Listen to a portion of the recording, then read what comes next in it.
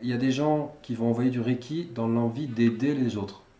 Et ça, c'est leur cœur qui parle, ce sont des gens sincères. Il y en a d'autres, et c'est une grande partie, je suis obligé d'en parler, je suis désolé, c'est pas très agréable, mais qui vont envoyer parce qu'ils veulent que les autres arrêtent de les ennuyer, en fait. Ils pensent qu'ils n'ont rien à se reprocher. C'est un mauvais état d'esprit, et envoyer du Reiki, c'est pas une question de quantité de personnes qui pratiquent.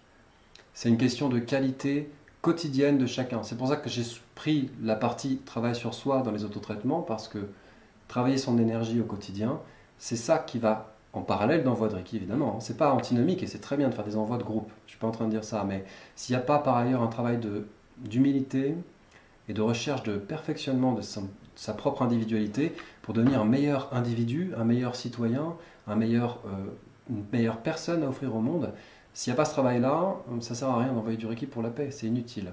C'est même contre-productif parce que le risque de ça, c'est de développer de l'orgueil et de se dire moi j'envoie pour la paix, j'ai rien à me reprocher.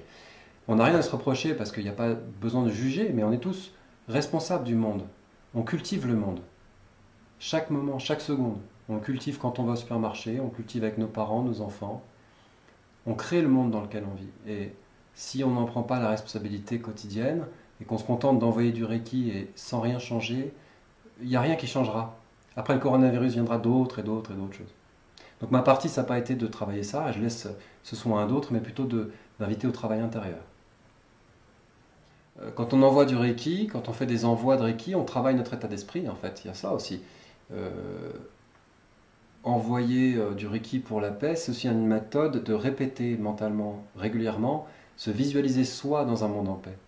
S'il n'y a pas d'effort, je le répète, s'il n'y a pas d'effort fait à côté, qu'on pourrit nos voisins, nos voisines qui sont nos proches, les gens d'à côté, les gens du palier d'à côté, s'il n'y a pas d'effort fait pour apporter la paix dans notre immeuble juste, mais qu'on envoie et qu'après on va se coucher, ça ne marche pas.